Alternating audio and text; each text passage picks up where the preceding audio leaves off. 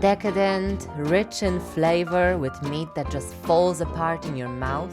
These are mine, beef roulades. Hi guys, welcome back to my channel Lunatic Cooking. I'm the Lunatic Who Cooks Food, and happy Christmas. We are back with something that is going to make a staple on my Christmas table this year. So me and my husband, we do Christmas a little bit differently. We just kind of tend to put on the Christmas table our favorite dishes of the year, so we don't really stick to many traditions.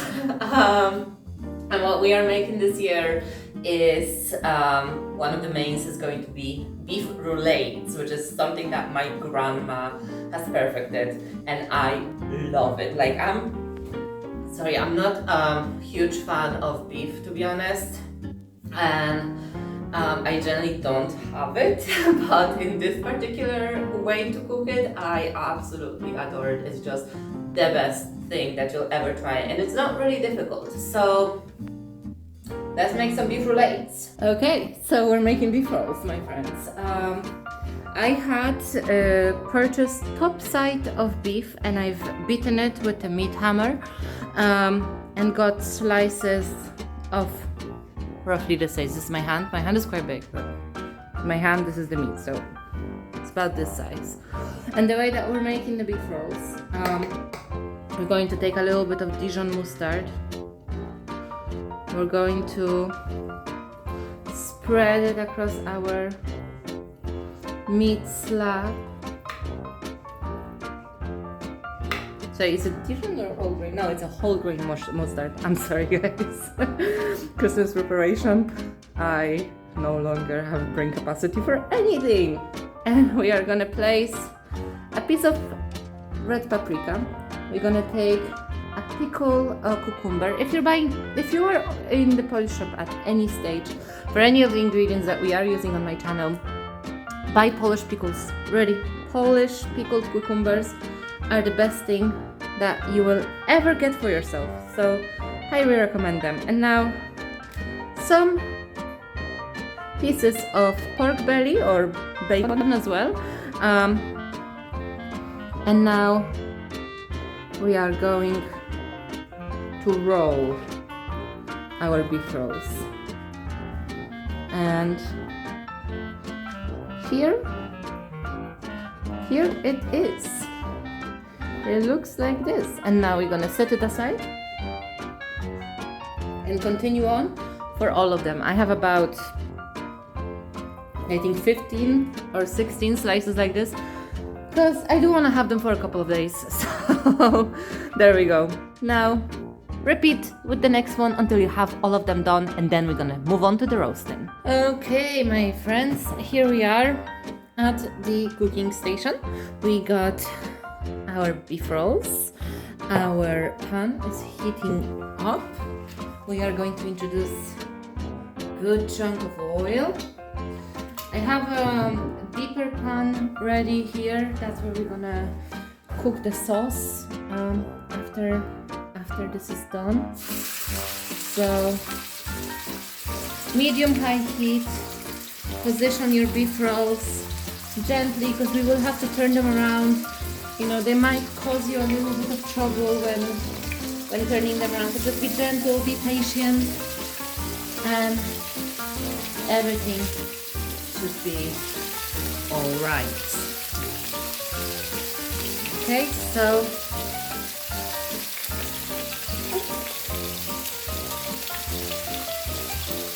we start out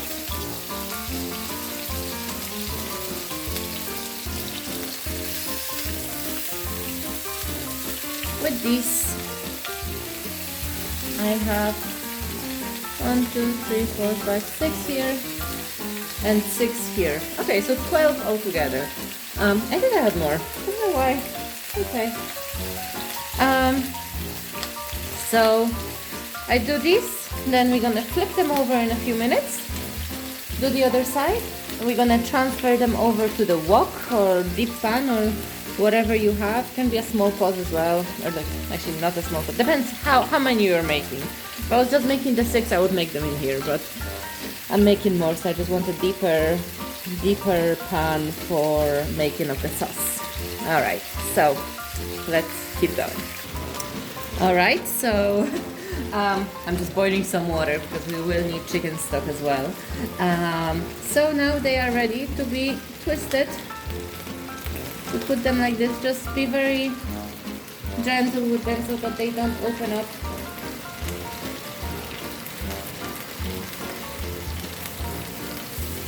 Like so, one by one.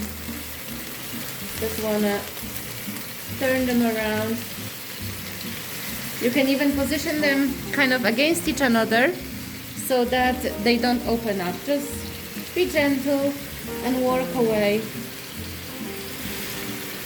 We are in medium-high heat still, and let them char up a little bit. Actually, I'm gonna move this one here so that it doesn't open up. Perfect, perfect. This is my new pan, by the way. I got it for myself for Christmas. A gift from myself to myself. I really wish to get the hex clad one day, but for now, I'm gonna use these ones. All right, so let's keep charring. All right, now they are ready. So be very gentle with how you take them out. They're definitely a bit looser now that they have charred. So just be careful and always try to lay them down where the seam is, where they are coming apart. Try to place that side facing downwards so that it's pressing on the seam. This way they're not gonna come apart as easy. All right, now we're gonna do our next batch. All right, now they should be ready. We're gonna take them, put them in our other pan. I mean, you can start it off like if you have a bigger pan than mine, or if you're making less of the roulades, then you can obviously make everything in the same pan, but I'm working with lack of equipment or too many portions. So I'm gonna do it like this. Make sure that it's closed. And now this is not gonna be moving anymore. All right. And now this, don't get rid of this. Now we're gonna do something magical with this. First, grab some onions. I got 2 white onions that I'm dropping in here. And we're gonna make our sauce because you don't want to lose all these juicy bits of beef.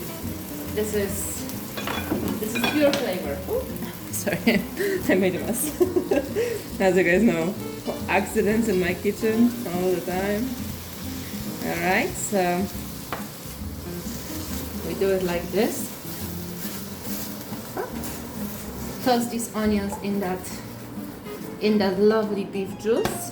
I love this pan because it's perfectly designed. I can really flip it. I got it in Dunnes stores if you live in Ireland. The Dunnes stores pans are incredible. I love them. No product placement here.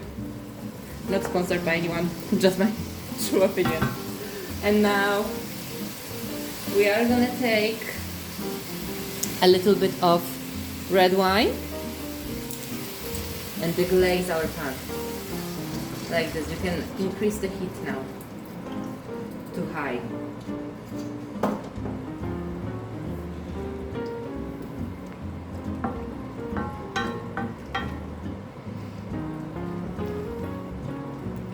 Now we are deglazing with all these onions.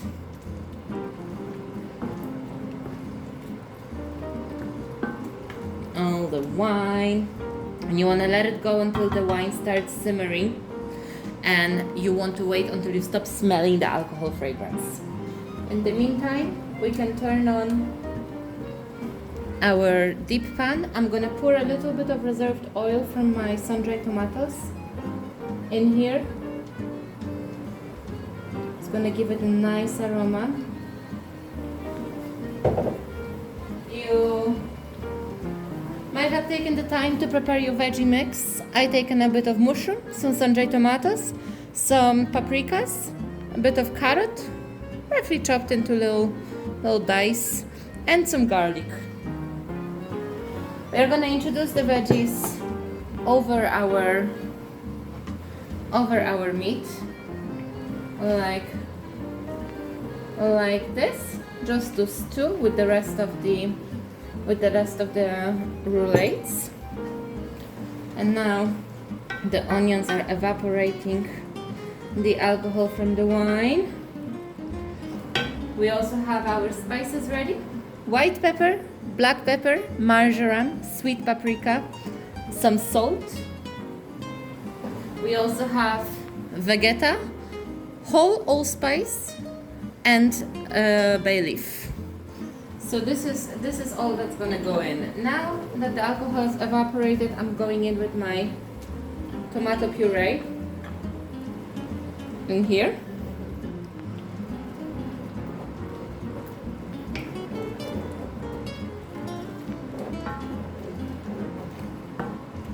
Mixing it through here.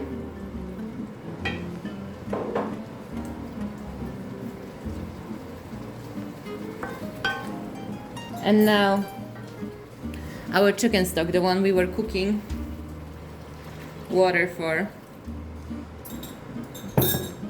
goes in. This is our lovely sauce. We may also add our spices: Vegeta, allspice, bay leaf, marjoram, sweet paprika. So black pepper, white pepper, sweet paprika, and marjoram go in. And I have quite a lot of sweet paprika here because this is the beauty of roulades. I'm making a sort of goulash type of sauce for them, and it's heavily based on sweet paprika and red wine flavor. So you see this lovely sauce that's forming here. We can take it off the heat and pour.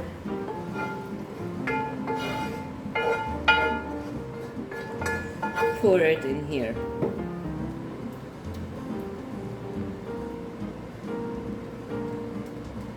Beautiful. Beautiful, beautiful, beautiful.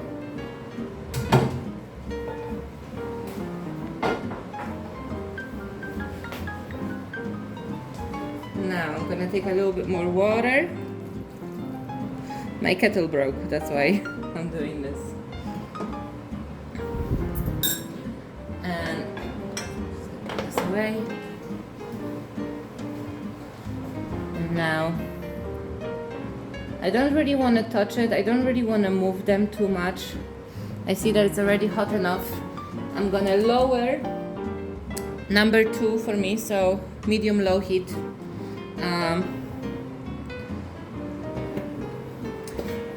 Pop a lid on,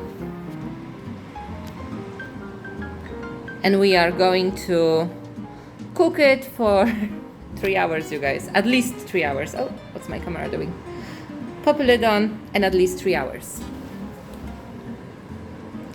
All right, we'll see each another when that's done. You may want to check on it, obviously, like every 30-40 minutes, just to see how it's doing. Like if you want to just like gently pat it to see what's happening in there, you know, go for it. But just be careful so that the meats don't unroll. But yeah, that's all. Just come back to it, check how it's doing, and then we'll meet each other in 3 hours once they are done. And here is our roulade. It looks like this. It's perfectly tender. Like I barely can cut into it because it's falling apart. Look at it. It's my perfect Christmas special this year, beef roulade. And taste test. So for our roulade, let's take it on a spin, and it's completely falling apart, which is exactly where you want it to be.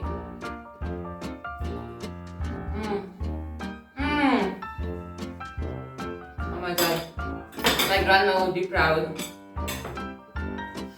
Tender, juicy beef that is falling apart in your mouth, with kind of sour notes from the mustard, from the pickle, from that red wine, but it's complemented by a depth of richness and flavor that is just indescribable. It's paprika, it's tomatoey, it's beautiful. Try it, you'll have to try this. If you're ever gonna do one of my recipes, do this one.